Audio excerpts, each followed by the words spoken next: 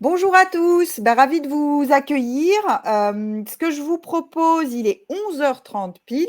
C'est en attendant, les personnes qui vont encore arriver en ce vendredi, ensoleillé, de vous diffuser une, petite vidéo d'introduction, voilà, sur le groupe JLO et la qualité de vie et conditions de travail. Donc comme nous sommes en direct, nous avons les aléas du direct.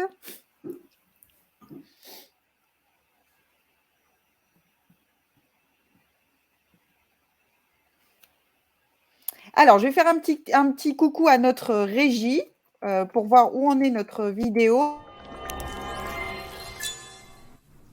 Le groupe JLO est un cabinet RH qui accompagne depuis 2005 les organisations dans leurs enjeux liés à la qualité de vie et des conditions de travail. Avec une philosophie basée sur les 4 M. Mieux anticiper, mieux vivre ensemble, mieux travailler et mieux se réaliser. Les experts RH du groupe JLO proposent une offre de services complète et des solutions opérationnelles pour favoriser la diversité et l'inclusion, préserver la santé au travail et prévenir les risques, accompagner et maintenir en emploi les collaborateurs, accompagner le changement et les transformations. Grâce à l'engagement de près de 100 collaborateurs, répartis sur 10 agences en France, le groupe JLO est fier de conseiller aujourd'hui plus de 400 organisations et d'accompagner près de 2500 personnes vers la QVCT by JLO.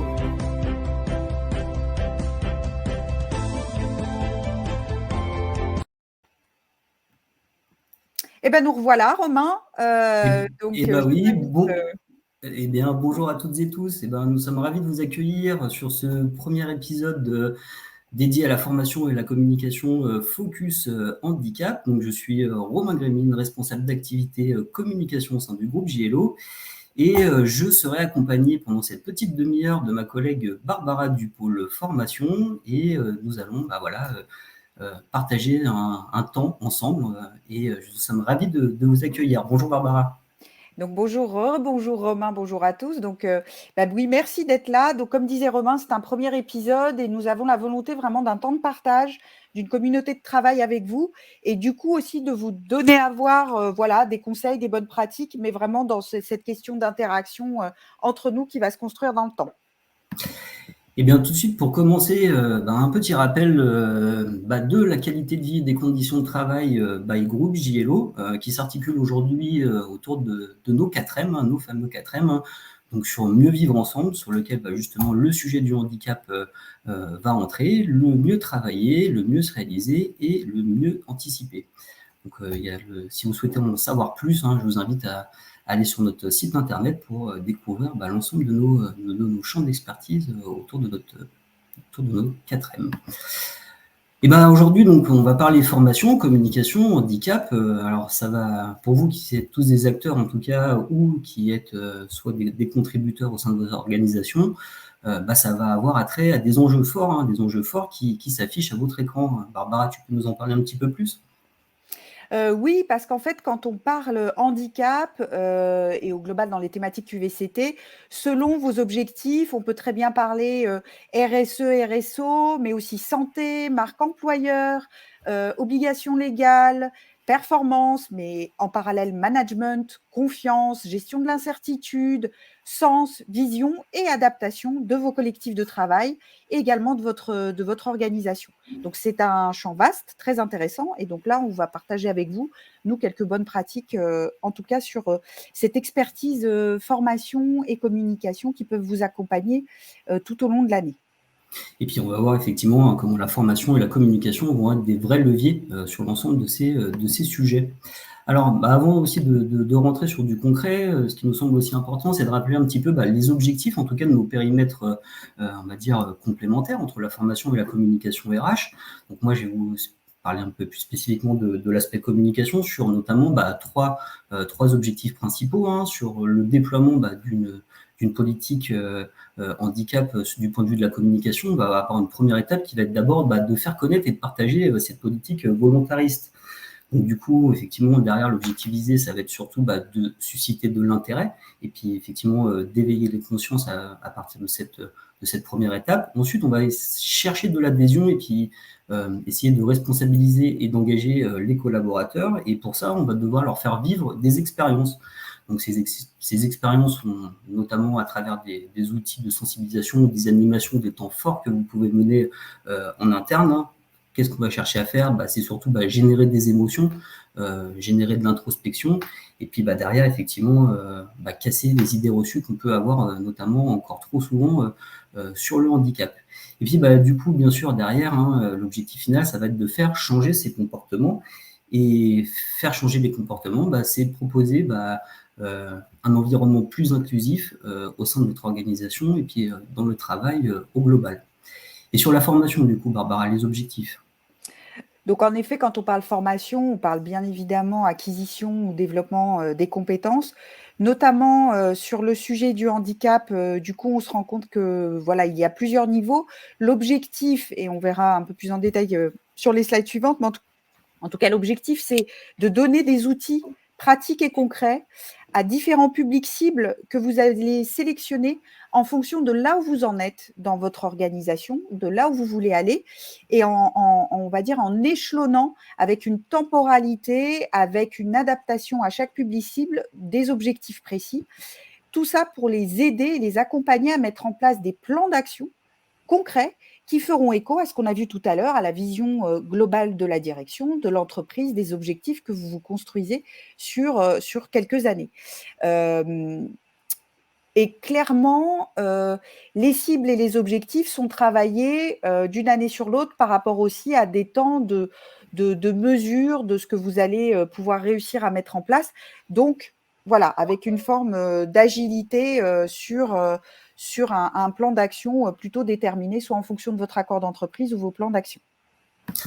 Alors, formation, communication, quelle complémentarité? Alors, ce qu'on vous propose avec Barbara, c'est justement de s'appuyer autour de ce schéma qui est assez représentatif finalement des différentes étapes voilà, on va travailler par strate, hein. Donc du coup, ce que je vous propose, c'est effectivement déjà qu'on fasse un petit focus sur le bas de cette pyramide, hein, qui va avoir un premier enjeu de communication, on va dire plutôt institutionnelle, corporate de l'organisation sur comment moi je vais communiquer mon accord, la vision de la direction, ma convention. Donc là, c'est faire connaître en interne auprès de vos collaborateurs les enjeux, bien sûr, et puis bien sûr les obligations et les dispositifs qui existent. Et puis derrière, sur l'externe, il va y avoir aussi une résonance, notamment sur votre marque employeur.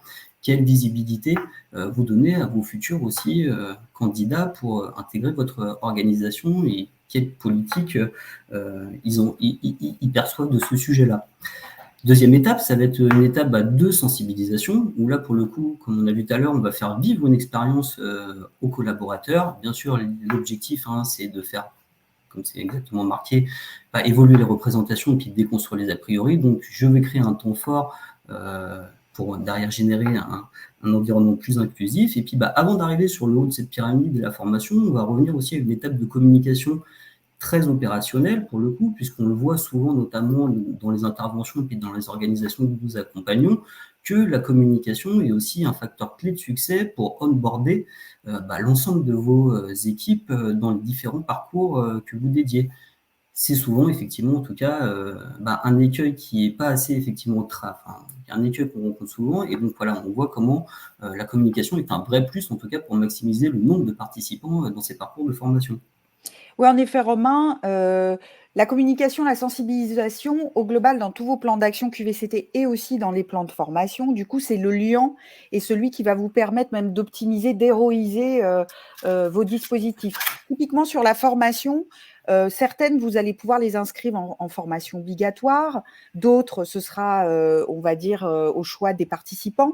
Ce qu'on voit régulièrement, c'est qu'en effet, quoi qu'il arrive, l'effort doit être soutenu chaque année. Et on va plutôt viser, comme je disais tout à l'heure, des compétences clés. Donc typiquement, en fonction de l'avancée où vous en êtes ou de l'arrivée, du turnover dans vos équipes, au niveau des populations RH ou managers, tout ce qui est de l'ordre du recrutement et de l'intégration des personnes en situation de handicap, tout ça pour agir en faveur de l'emploi au sens global. des personnes en situation de handicap. Également, par moment, donner à voir comment maintenir en emploi, prévenir la désinsertion professionnelle, qui sont des sujets à porter aussi sur cette question inclusion, et donc former et accompagner sur tout ce qui est compensation du handicap, mais toujours en donnant du sens, parce que ça peut être au niveau du collectif de travail comme au niveau des acteurs clés. Autre population auxquelles on ne pense pas toujours au départ et qui participent à votre obligation d'emploi, ce sont les acheteurs. Donc, développer tout ce qui est aussi l'achat sur le secteur adapté et protégé qui participe aussi à votre taux d'emploi. Donc, voilà. Et évidemment, comme on disait, tout ça, c'est dans un 360 en permanence. Donc, chaque année, on reprend des populations cibles et des objectifs pour petit à petit faire évoluer son taux d'emploi et ses objectifs et ses bonnes Et pratiques. oui, oui. Puis je vois effectivement, Frédéric le précise dans les commentaires, ça rejoint l'idée qu'effectivement je partageais, qui précise que sans com, pas d'adhésion. Effectivement, si on veut embarquer l'ensemble des équipes, il va falloir effectivement qu'on les acculture et justement qu'on communique au plus près. En parlant justement d'acculturation et puis effectivement d'implication, ce qu'on vous propose, c'est de faire un petit focus justement sur une boîte à outils handicap. Alors l'idée, c'est effectivement de le décomposer en tout cas sur déjà une première boîte à outils sur je communique, comment je vais engager mon collectif. Alors là, on vous propose une représentation, un dispositif 360 degrés, puisqu'on va être sur une démarche, on va dire, continue, sur comment je vais communiquer mes engagements, comment je vais pouvoir sensibiliser, et puis que mes collaborateurs justement s'approprient des thématiques, comment je vais mesurer justement cet impact qui va me servir finalement de remonter aussi terrain très concrète et qu'on déploie aussi notamment avec des outils, nous, au sein du groupe JLO, notre outil SpeakUp, qui est un pulse survey, qui va permettre aussi de venir justement interroger et puis avoir des remontées très concrètes de la part des équipes. Et donc, tous ces contenus-là vont derrière servir de tremplin aussi pour justement accompagner à la formation. Je rebondis juste, Romain, pour Oui. compléter, puisqu'en fonction de là où vous en êtes, parfois on a des entreprises ou des organisations qui sont déjà très matures, donc qui nous demandent: «Mais comment je mobilise mes salariés ?» Tous les ans, on fait l'événement de la semaine européenne en faveur de l'emploi des personnes en situation de handicap, et cetera, et cetera. Je les ai déjà formés, voilà. Donc l'idée, ou alors je démarre et comment je fais? Donc l'idée de ce 360, c'est évidemment de former à des fondamentaux, mais aussi après d'être à l'écoute de vos salariés et de savoir sur quelles questions ils veulent aller plus loin. Et là, il peut y avoir des formations, des sensibilisations qui vont aller creuser certains sujets un peu plus poussés, comme par exemple, qu'est-ce que les handicaps invisibles, ou qu'est-ce que un handicap psychique et troubles cognitifs, comment je travaille avec un collègue, voilà, où il y a peut-être des mesures de compensation que je ne comprends pas trop. Donc voilà, donc c'est pour ça qu'avec Romain, on travaille vraiment au quotidien pour accompagner les organisations là-dessus. Et puis, on sera très preneur aussi de vos questions et vos remarques, puisque l'objectif, c'est le partage, même si là, on parle beaucoup. Alors, j'ai une question de Bénédicte. SpeakUp, vous pouvez préciser. Alors, SpeakUp, c'est un outil, un pulse survey, ce qu'on appelle effectivement un questionnaire qui va vous permettre effectivement d'aller, on va dire, sonder, d'avoir de la remontée en fait de vos équipes. Alors, c'est des questionnaires effectivement très courts, organisés sur 5 questions. C'est des réponses qui peuvent être anonymisées auprès de vos équipes. Et donc, toutes ces remontées auprès de vos équipes vont permettre derrière de nourrir vos plans d'action, que ce soit sur la diversité, mais c'est aussi des outils, on va dire, pour monitorer globalement l'ensemble de vos actions aussi, qualité de vie et conditions de travail. En tout cas, on pourra vous apporter, si vous souhaitez, Bénédicte, plus d'informations à l'issue de notre webinaire. Je complète juste un point, Bénédicte, au global, dans la manière, enfin nous, ce qu'on a constaté qui est utile sur les sujets QVCT pour vraiment mieux travailler ensemble, mieux collaborer, etc., c'est que tous les outils mis en place et tous les dispositifs, on fait remonter et on essaie d'être au maximum, de façon objective, à l'écoute des contributeurs, des participants. Donc, que ce soit un outil SpeakUp, que ce soit de la formation, que ce soit de la sensi, et Romain va détailler la suite de la boîte à outils, c'est vraiment aussi de compiler les retours pour pouvoir apporter des réponses au collectif et l'engager, et donc du coup établir la confiance aussi de l'ensemble des équipes. Alors, si on se projette de manière un peu très concrète et opérationnelle, là, on va repartir sur la base de notre pyramide, sur la communication plutôt corporate institutionnelle sur votre politique volontariste handicap. Ce qu'on voulait vous donner un exemple, c'est un peu 2 outils, en tout cas 2 bonnes pratiques, qui nous semblent en tout cas un socle de base très pertinent et puis qui a montré aussi son efficacité. Donc, notamment sur pouvoir centraliser l'ensemble de vos contenus sur un support digital, plutôt intranet ou site mission handicap dédié, hein, ce qui va permettre à vos équipes de consulter la documentation, avoir de l'actualité, et puis voilà, une cartographie aussi des acteurs, peut-être aussi de proximité, de manière instantanée, qui puissent le consulter de manière autonome. Donc ça, cet outil-là, en tout cas, est souvent très prisé et puis est un vrai facteur clé de succès derrière et contributif derrière au déploiement de votre politique. Et puis, on va travailler aussi sur des guides, on va dire, un peu plus spécifiques. Alors, souvent un guide aussi qui est à destination de tous les collaborateurs. Et puis, des guides aussi sur des populations spécifiques. On sait très bien aussi que les managers, c'est souvent... souvent, c'est la courroie de distribution aussi entre la direction et le terrain, et donc eux, ils ont une place prépondérante à jouer dans votre politique handicap, en manager RH, et donc notamment sur des sujets d'intégration, de recrutement, de maintien en emploi, et donc eux, ils vont devoir aussi connaître en fait finalement leur place, leur rôle, et puis effectivement, on va devoir les outiller de manière très concrète sur les guider sur leur rôle de manager responsable. Donc, je rebondis, c'est notre petit code avec Romain quand je lève le doigt. Donc, je rebondis juste pour vous dire que même si pour certains, ça paraît être une évidence, vraiment, nous, au quotidien, ce qu'on constate, c'est qu'il y a pas mal d'organisations matures qui ont investi au départ beaucoup sur des intranets, des guides, mais qui ne les font pas vivre régulièrement. Et là, vraiment, du coup, en purement retour sur investissement, c'est un peu dommage puisque au bout d'un moment, vous avez peu de visites, les gens vont peu le voir. Donc, ce qui est important, c'est systématiquement de voir ce que vous pouvez injecter dedans. Donc, nous, on travaille sur des intranets, on travaille aussi sur des réseaux, sur des plateformes où on alimente donc plusieurs formats. Mais l'idée, comme disait Romain, c'est d'avoir vraiment ce socle de base qui permet à tout le monde, à chaque personne dans l'organisation, d'aller chercher l'information nécessaire pour comprendre ce qu'est une reconnaissance de handicap, pour comprendre qui sont ses interlocuteurs en interne, pour être rassuré sur les engagements, et c'est là où il faut communiquer régulièrement dessus, de la direction, et comprendre vraiment le sens de l'ensemble de ces dispositifs et le pratico-pratique. Merci Barbara. Donc effectivement, si maintenant on se projette, on fait un petit focus sur la SEPH, parce que vous êtes peut-être vous, en tant que aussi acteur de la politique handicap, déjà un peu en mouvement, parce qu'on a déjà beaucoup de sollicitations, en tout cas de nos clients. L'idée, c'était de faire un petit focus sur 3 dispositifs, avec une vision un peu 360 degrés, du digital, de l'événementiel et du print. Donc là, vous voyez par exemple des outils qu'on déploie et qu'on construit, nous, dans notre organisation, donc notamment des parcours gamifiés, des vidéos en motion design, des vidéos témoignages de collaborateurs, des webinaires ou des podcasts. Alors, plutôt que de faire un focus et de détailler les outils, c'est plutôt se dire pourquoi je vais faire un parcours digital. Je vais déjà faire un parcours digital parce que mes équipes n'ont pas forcément beaucoup de temps à consacrer justement pour la sensibilisation. Le digital, ça va être aussi pour vous la possibilité de pouvoir passer une information, on va dire, synthétique, impactante sur très peu de temps. Une vidéo motion, c'est 2 minutes. En 2 minutes, je passe un message clé, je sensibilise.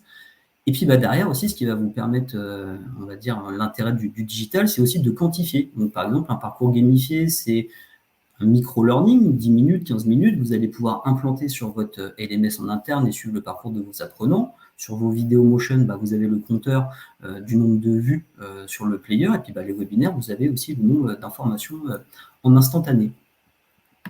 Sur les parcours plutôt événementiels, on va avoir derrière d'autres objectifs qui vont être visés. Alors là, je vous donne des exemples sur des ateliers ludiques, des ateliers santé ou des conférences. Ce qu'on va vouloir faire, c'est plutôt chercher justement la proximité et l'interaction entre les équipes. Un événement, c'est l'occasion pour les collaborateurs d'échanger entre eux, de se questionner et puis d'aborder concrètement le sujet. C'est aussi pouvoir l'occasion d'en parler avec un consultant animateur expert qui vient aussi derrière partager sa vision et son expérience terrain. Et puis, c'est aussi l'occasion pour vous, en tant qu'acteur de la politique handicap, de vous faire connaître ou de vous rendre visible, en tout cas, de manière très concrète et opérationnelle auprès de vos équipes. Alors, souvent, nous, on le voit sur les animations qu'on va faire auprès de nos clients, on est souvent en co-animation, un consultant expert diversité, et puis derrière, le référent handicap, le responsable de la mission handicap, qui va lui, derrière aussi profiter de l'occasion et puis apporter du contenu ou éventuellement aussi des conseils sur la démarche du RQTH.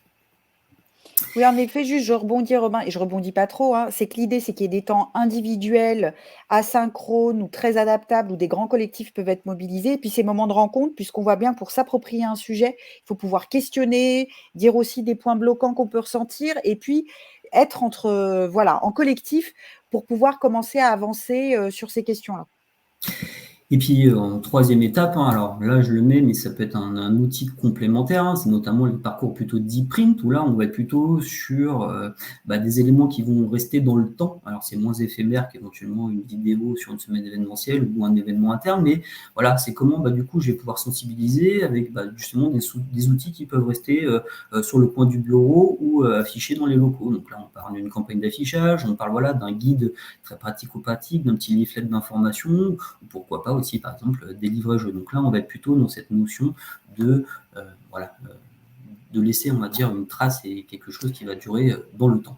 Et puis ça permet, Romain, nous on travaille avec des structures plutôt dans le monde peut-être industriel, la distribution ou autre, où les gens n'ont pas accès à des PC, Oui, où les tout à équipes fait. sont très dispatchées, tournent en horaire, ou dans le domaine hospitalier. Donc bref, en tout cas, ça vous fait un relais concret que vous pouvez alimenter chaque année ou par semestre en fonction, puisque vous avez aussi les semaines de la qualité de vie et conditions de travail, où les questions du handicap ou d'aménagement peuvent être Ouais, tout à fait. Et puis très souvent, on nous demande aussi, effectivement, moi j'ai des équipes qui sont sur le terrain, qui sont loin de mon siège. Comment effectivement je peux les impliquer aussi dans cette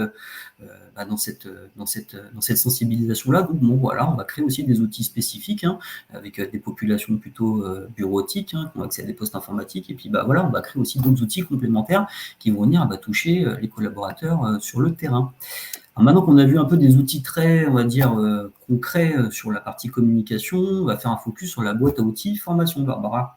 Donc en gros, de toute façon, que ce soit communication, sensibilisation, formation, on peut aussi se poser des questions, et c'est là où je disais qu'on paramètre, c'est-à-dire soit vous démarrez et là, du coup, il y a vraiment les fondamentaux à découvrir, et avancer pas à pas, soit vous êtes déjà une organisation avancée, il y a un côté un peu blasé des équipes qui chaque année refont les événements, les formations, et c'est là où les outils de mesure, ou en tout cas l'approche que nous on a favorisée, d'être à l'écoute des salariés, permet semestre par semestre ou année par année d'aller chercher les sujets sur lesquels, ou les formats sur lesquels on peut innover, et vous du coup accrocher l'attention pour aller plus loin et pour toujours plus impliquer les acteurs.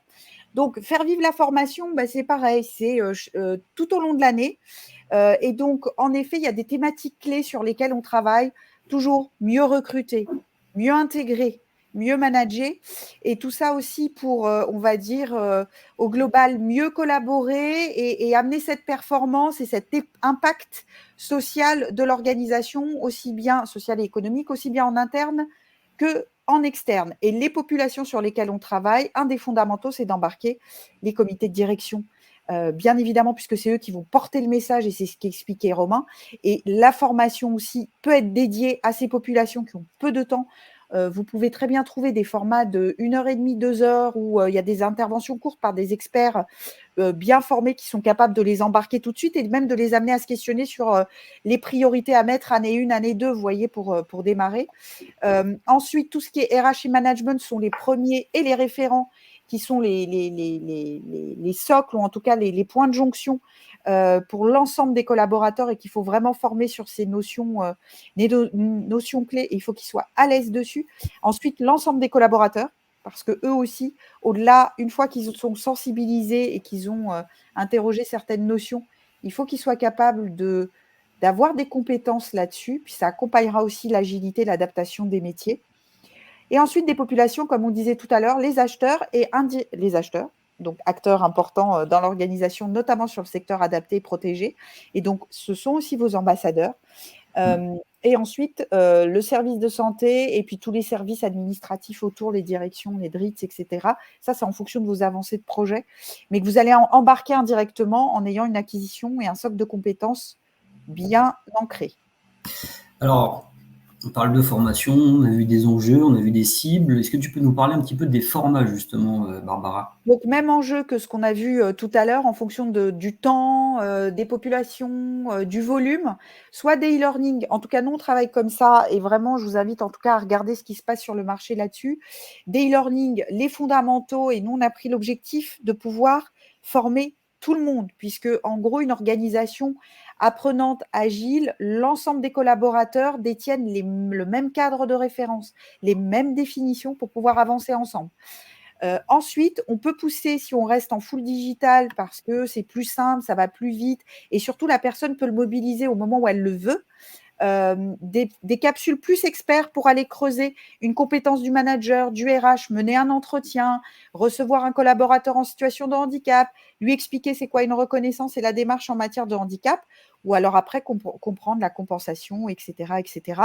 Et donc là, l'idée, nous aussi, en tout cas, ce qu'on injecte toujours, c'est du pratico-pratique, de la mise en action pour que ce soit des outils concrets. Ensuite, vous avez le présentiel, la rencontre, voilà, pendant une journée pour travailler des notions, définir un plan d'action ensemble, voilà, co-construire entre pairs les bonnes pratiques. Et la classe virtuelle, sur laquelle on a bien vu pendant le Covid, beaucoup d'organisations se sont mis dessus. Nous, on était avant dessus puisqu'on travaille avec des organisations qui sont sur toutes les régions, qui ont des personnes un peu dispatchées à droite à gauche.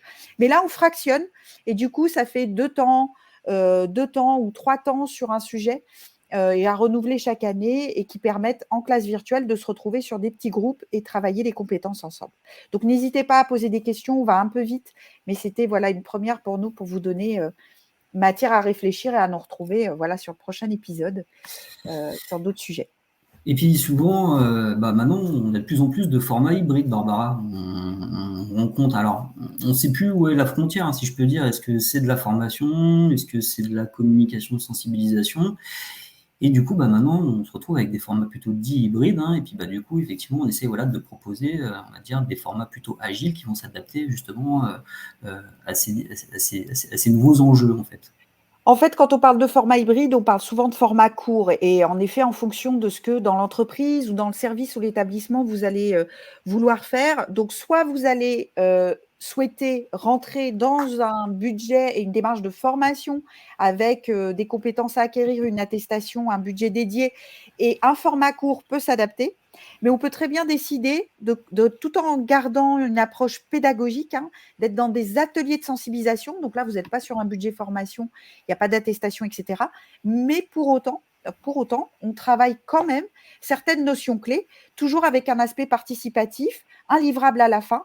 Donc là, quand on dit hybride, c'est que c'est cette souplesse et c'est vraiment au cas par cas où on décide, où vous pouvez décider avec vos équipes sur quel type de format vous voulez aller et il n'y a pas de point bloquant là-dessus. On peut travailler la question des handicaps invisibles, on peut travailler la compensation du handicap, on peut travailler voilà, l'intégration de nouvelles personnes au sein de ces équipes sur les 2 formats.